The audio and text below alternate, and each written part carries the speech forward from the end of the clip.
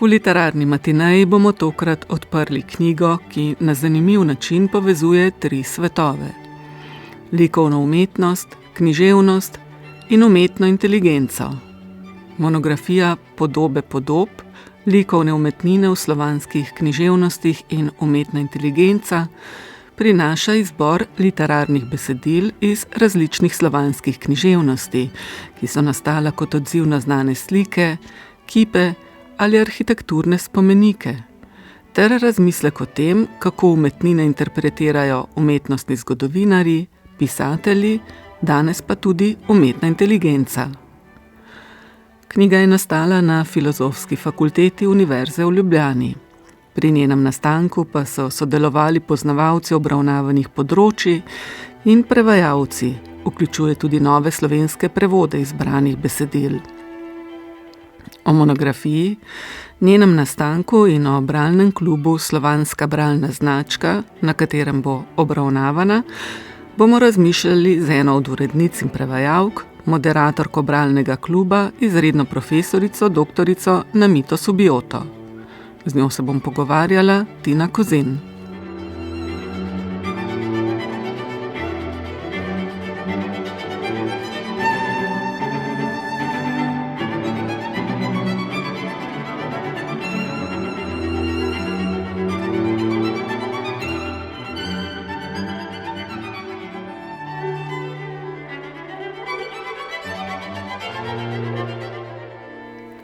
Spoštovani poslušalci, lepo pozdravljeni. Gospa Namita Subioto, lepo pozdravljeni tudi vi. Dober dan. Tole zanimivo monografijo bova danes predstavili. Priznam, da sem imela kar veliko dela z sestavljanjem smernic, ker je zelo, zelo mnogoplastna knjiga, veliko različnih vidikov se prepleta v njej in hkrati je zaradi tega tudi toliko bolj zanimiva, no. Ampak mogoče bi začeli najin pogovor pri bralnem klubu Slovanska bralna značka, kjer bo knjiga tudi obravnavana in ki se začenja prav danes, 11. marca. Besedo dve o tem, za vse, ki morda za klub Bralna značka še niso slišali, poteka 5. leto. Se je v teh 5 letih koncept kaj spremenil, preoblikoval oziroma koga vse vabite na ta klub? Slovanska bralna značka je bralni klub na oddelku za slavistiko Filozofske fakultete Univerze v Ljubljani. Na oddelku za slavistiko imamo več študijskih programov in smo tudi tako razdeljeni, torej profesori predavamo samo na nekaterih programih in ne poznamo vseh študentov. In ravno zato, da bi se zbližali, mogoče v takem bolj neformalnem druženju in ne ravno nujno strokovni interpretaciji literarnih besedil, pač pa tudi doživljajski, smo si izmislili ta bralni klub in se odločili, da poskusimo pripraviti antologije, neka taka čtiva, v katerih bi bile zastopane vse slovanske književnosti, predvsem sodobna besedila, ki mogoče niso še tako dobro poznana in so aktualna in o njih razpravljali. Prvo leto je bil seveda obisk bolj skromen, nekaj profesorjev, nekaj študentov, potem se je pa vsako leto nam pridružilo več udeležencev, bralcev, navdušencev nad slovanskimi literaturami. Prihajali so tudi študenti iz drugih fakultet, na primer fakultete za matematiko in fiziko, kar je bilo zelo zanimivo. In v zadnjih 2 letih so se nam pridružili tudi dijaki in celo osnovnošolci. Lani smo v predavalnici s 25 sedeži ugotovili, da je teh sedežev premalo, ker so nekateri sedeli že po klopeh, tako da smo za letos pripravili malo večjo predavalnico. Vse to so krasne ugotovitve, veseli me, da se bralni klub Slovanska bralna značka širi. Tudi mene, morda za vse tiste, ki bi se udeležili, pa so iz kakšnega drugega kraja, lahko poveva, da če se ne motim, se da klub spremljati tudi prek spletne povezave. Tako je. Najlepše se je pogovarjati seveda v živo, mogoče lahko tudi kar napovem. Ob sredah se srečujemo, torej danes začnemo 17:30 v predavalnici 4 na Filozofski fakulteti v Ljubljani. Če bi se pa nam kdo želel pridružiti preko Zooma, je tudi to mogoče. Najbolje, da pač poišče v brskalniku Slovanska bralna značka, Filozofska fakulteta in odpre se povezava tudi na ta srečanja. No, tema letošnjega bralnega kluba bo monografija Podob, ne? Ta pa je nastala kot posledica nekega drugega projekta oziroma vsaj povezana je z njim. In sicer gre za projekt Evropska noč raziskovalcev 2024-2025, Humanistika, to si ti. Podnaslov tega projekta je Človek, umetna inteligenca. Pa me zanima, kako je ta kontekst interdisciplinaren po svoji naravi zaznamoval nastanek same monografije.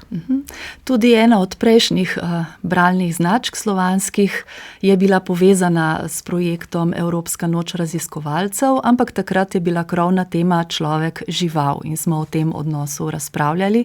Tokrat pa človek, umetna inteligenca.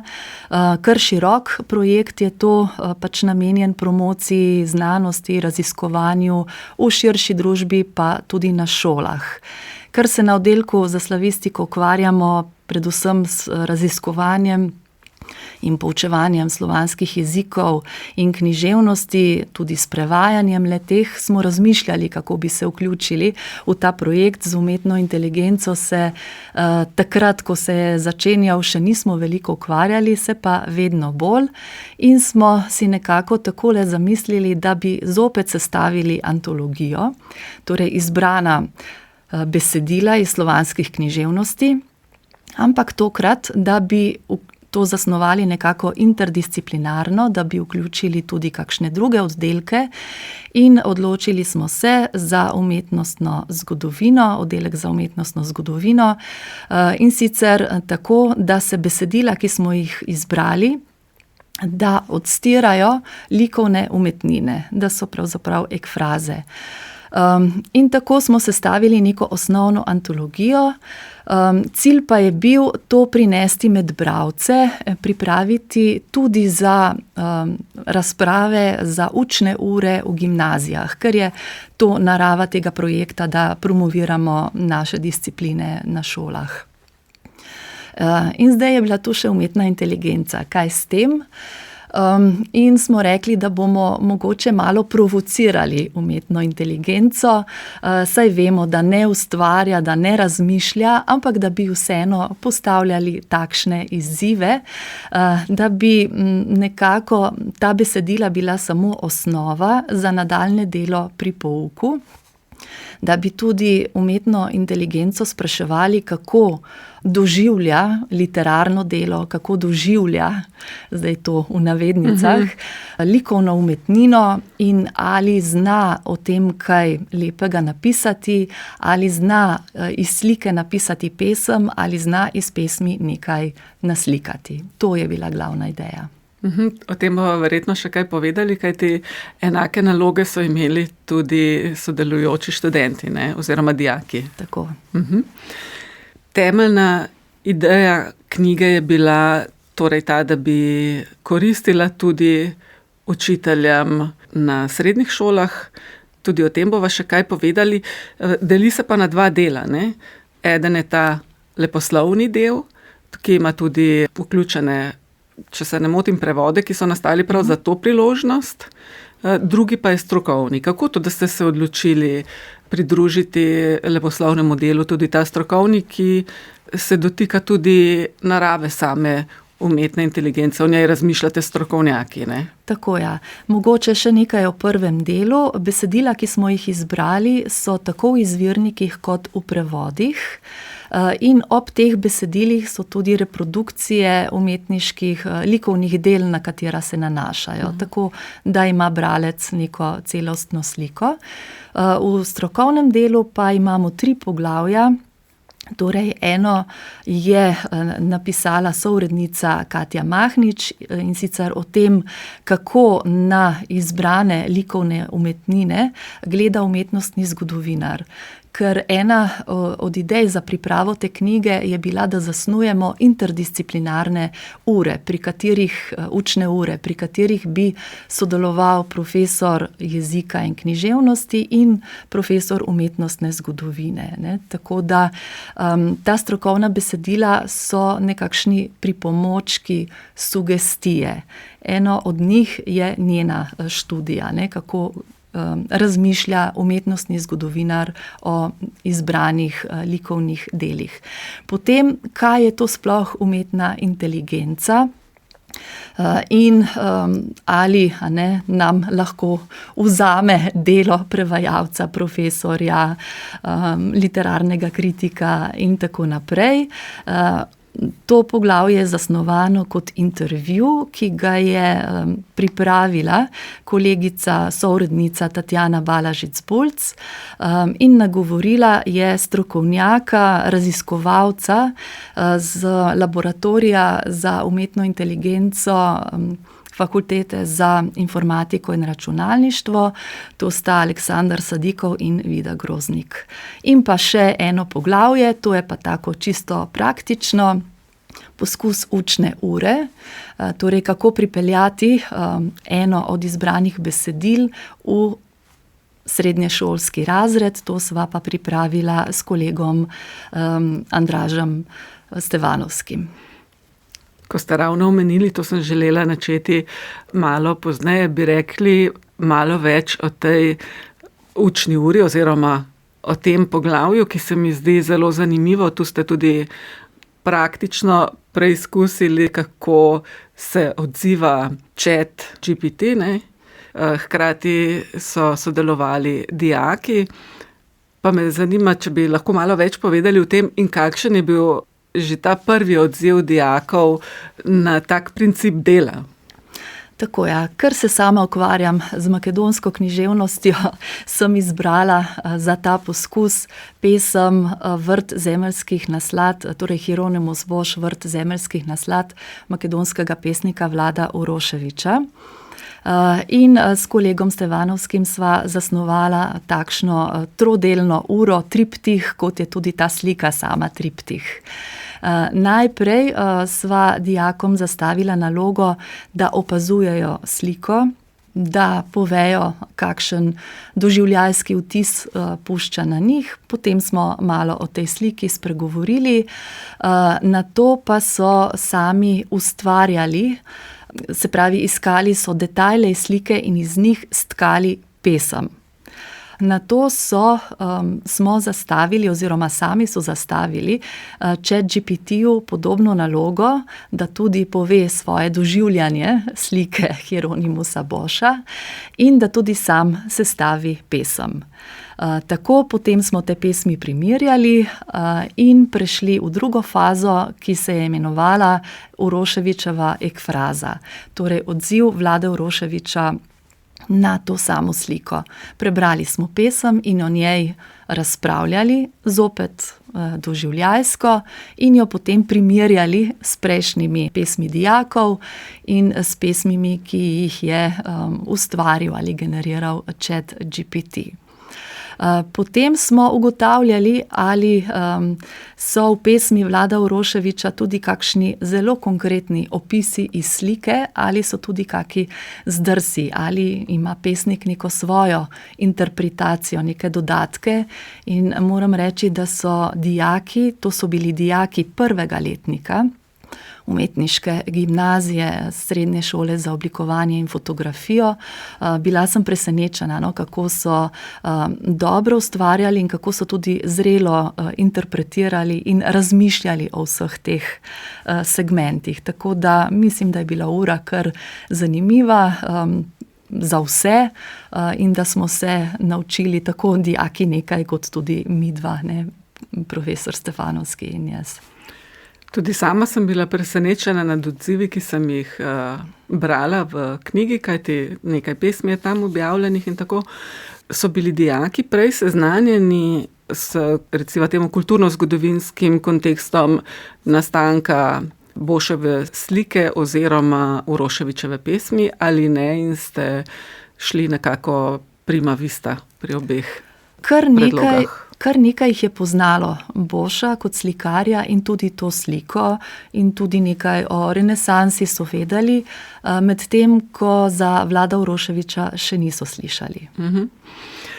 Če zdaj malo abstrahirava še, da se ne bova potem znova vračali k temu, zakaj recimo bi priporočili nekemu profesorju, neki profesorici tovrsten primer učne ure? Zelo zanimive rezultate lahko tukaj dobimo.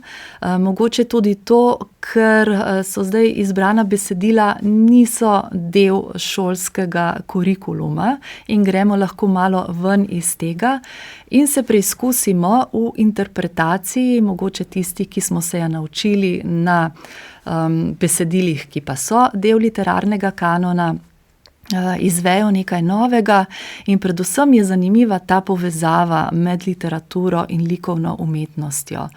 In da tako natančno opazujemo, v živo, v pogovoru, v skupini, skupaj sliko, skupaj pesem, iščemo povezave in zanimivo je tudi to, da dodamo ta kanček ustvarjalnosti, da torej dijaki sami ustvarijo ali pesem ali kritiko, če bi imeli čas, bi najbrž tudi še slikali, pa smo to nalogo samo ChatGPT-ju prepustili, ki je bolj hiter.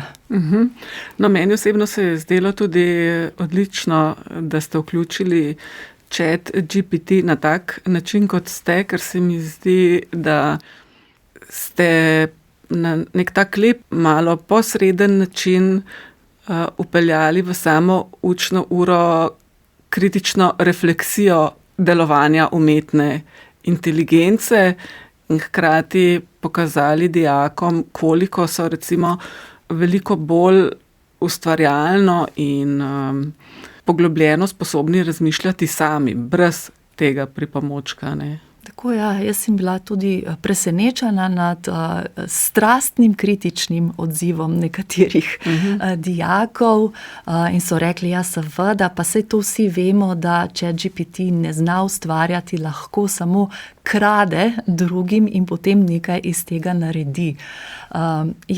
Seveda, sva to vedela tudi midva, ampak za nalašč sva hotela malo provokacije, da vidimo, kako se bodo odzvali. In tudi, čeprav smo imeli razmeroma malo časa, so ugotovili, te estetske vrednosti literarnega dela, pesmi, ne.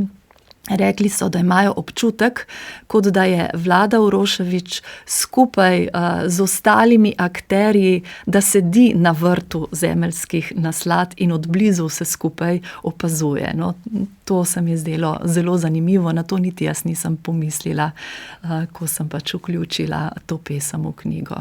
No, tudi sama sem ob branju ekfraz razmišljala, ne ob vseh, ampak ob nekaterih, prav o tem, kako živo se mi ta dela slikajo v glavi, zvoni ali recimo s telesnimi značilnostmi.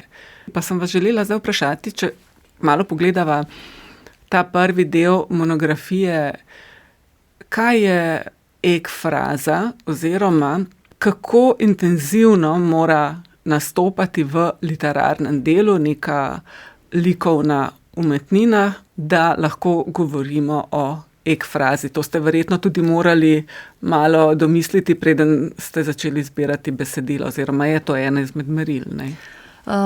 Tako, čeprav nismo bili tako zelo natančni, ne? Nekako smo si dali nalogo, da pač izberemo po 2 besedili iz vsake slovanske književnosti in sicer eno, ki bo reflektiralo neko svetovno znano likovno umetnino in drugo, ki bo reflektiralo nacionalno likovno umetnino, lahko da je svetovno znana ali pa ne.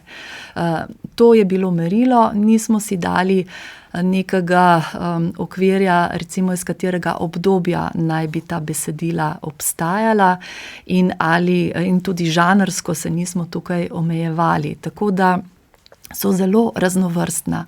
Nekatera so res te natančne ekfraze, torej natančni literarni opisi likovnega dela in v katere je vključena tudi pesnikova, pisateljeva interpretacija, no, tisto, kar je ekfraza v pravem pomenu.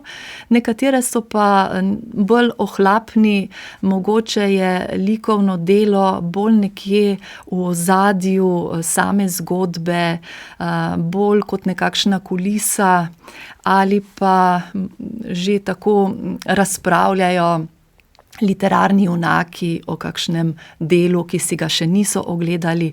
Zelo različno je.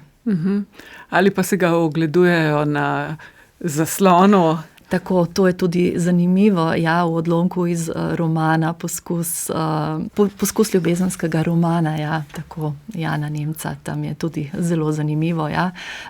Ogledujejo si na zaslonu umetniško delo, medtem ko bi si ga lahko gledali nekaj kilometrov stran, ker se pač nahajajo v mestu, kjer obstaja ta muzej.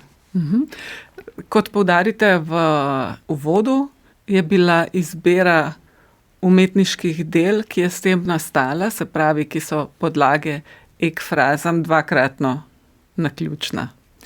Tako je, dvakratno naključna, zato ker že to, kaj bo sam avtor, pisatelj, pesnik izbral, kaj je tisto, kar ga nagovori iz likovne umetnosti, to je eno naključje. Drugo je pa, kaj smo mi, ki smo sodelovali pri sestavi te monografije, izbrali.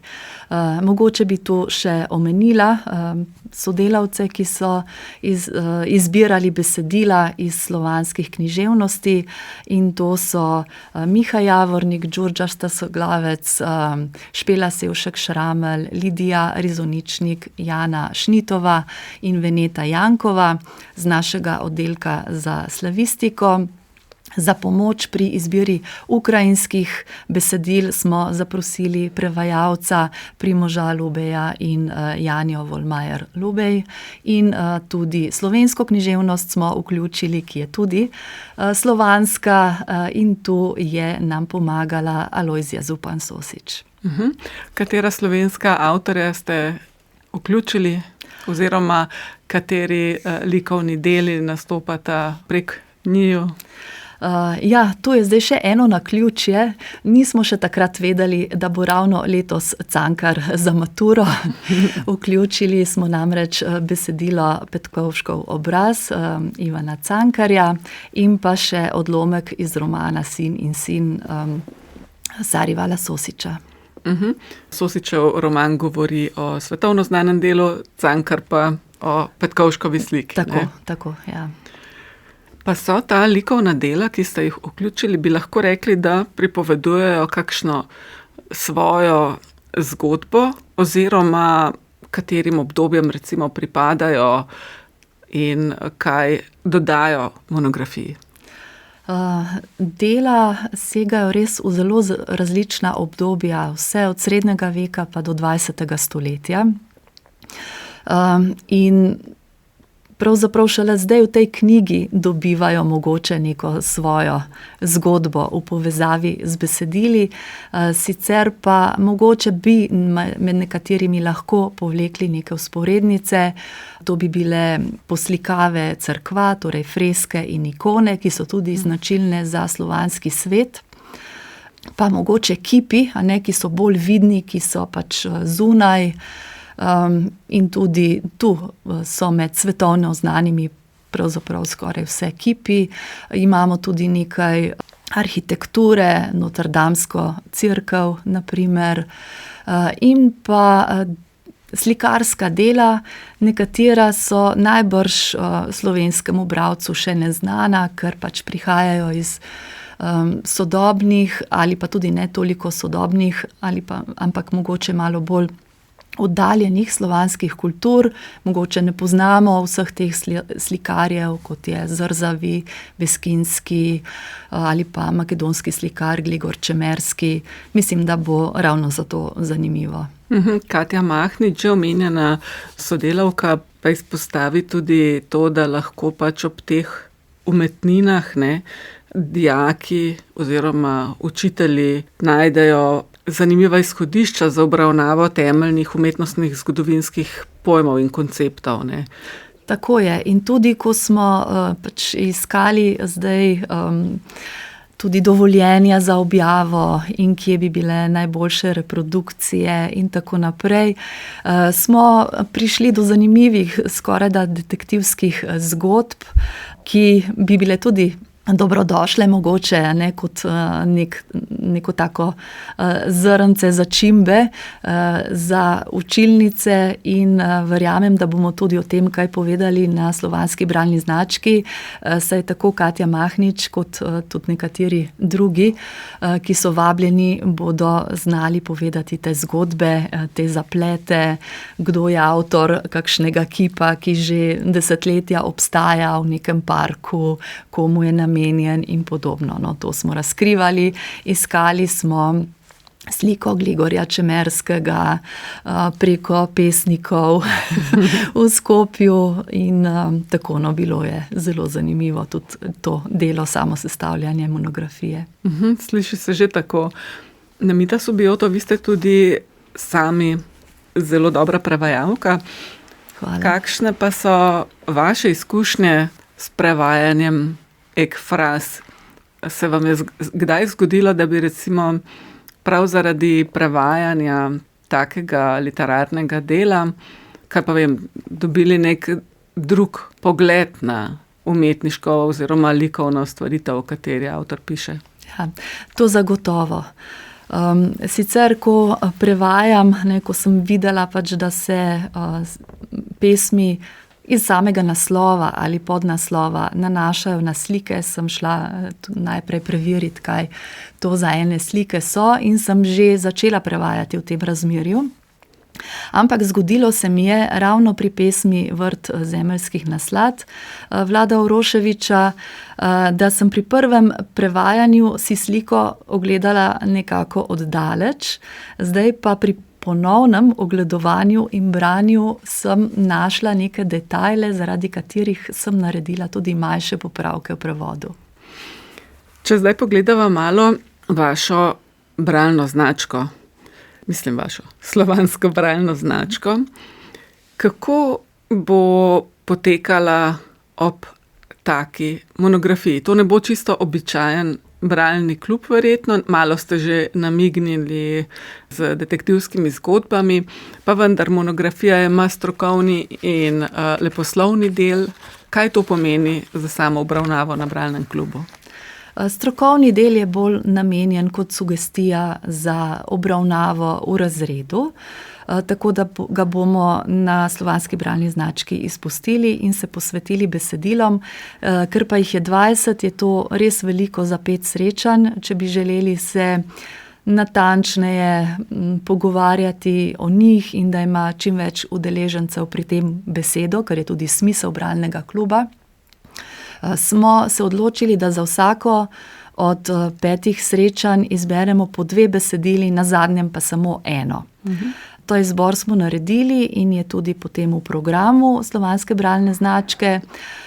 In ta besedila smo tudi natisnili skupaj s slikami in polepili po hodniku oddelka za slavistiko, torej drugem nadstropju desno na Filozofski fakulteti, če bi si kdo želel to ogledati tudi v obliki razstave.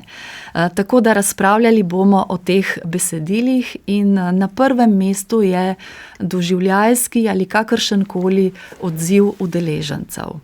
Gostje, ki bodo nam tu pomagali, so pa ali tisti, ki so izbirali besedila, torej poznavalci določene slovanske književnosti, ali prevajalci. Imeli bomo tudi avtorja, Sarival Sosič pride na zadnje srečanje, ampak to bomo samo tako zraven, da bi mogoče kakšne poudarke dali, kakšen kontekst besedila ali pa komentirali odzive udeležencev.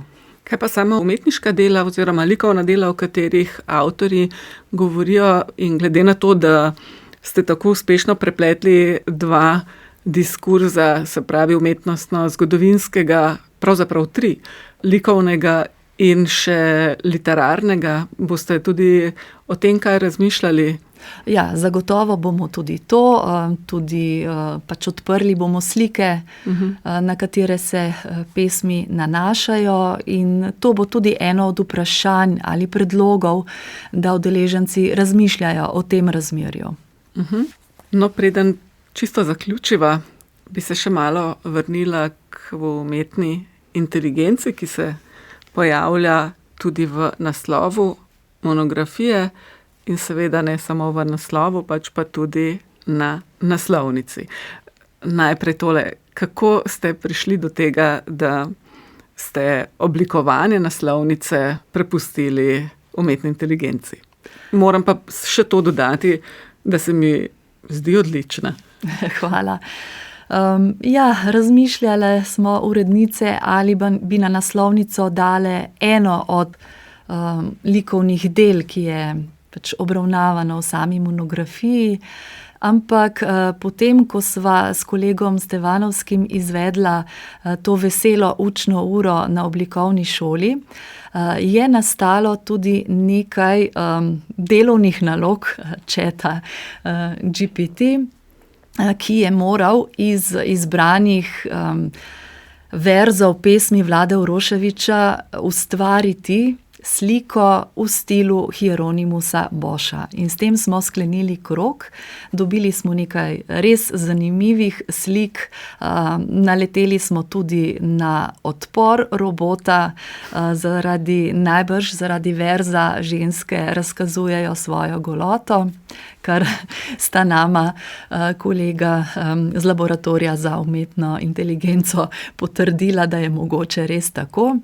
No, in na podlagi teh rezultatov, teh nalog, smo potem izbrali tisto, ki se nam je zdela nekako tudi najlepša in taka, ki vzbuja čudenje na prvi pogled, kar tudi naj bi bila, no, vsaj po mojem, ena odlika naslovnice, da provocira, da pač postane nekdo, si želi poseči, odpreti knjigo in pogledati, kaj je v njej.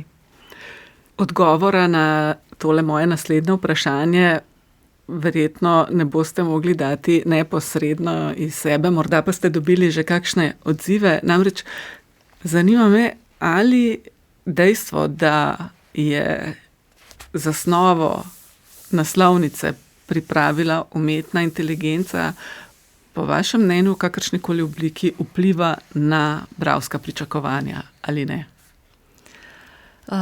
Ne vem, ker mislim, da čisto na naslovnici ni zapisano, kdo je ustvaril, vseeno mora vsaj malo knjigo odpreti. Mogoče to, ker je del naslova UI, neka določena pričakovanja tukaj so. Še nekaj bi omenila, če smem.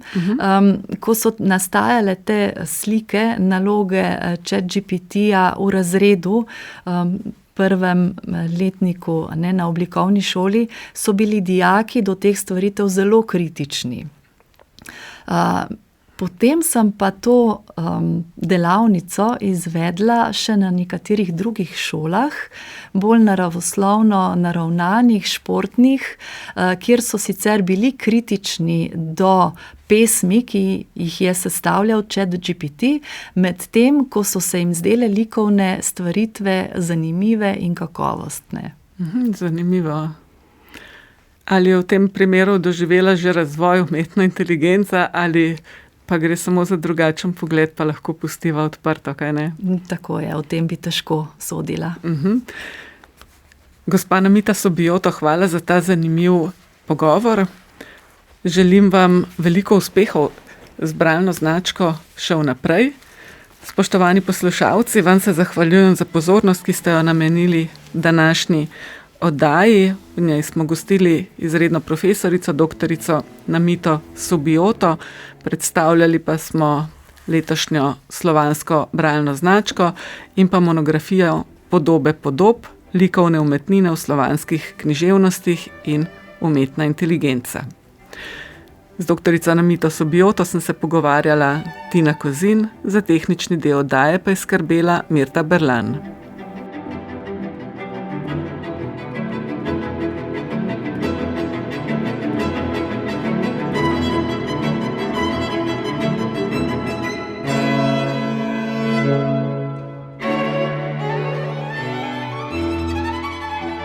Hvala.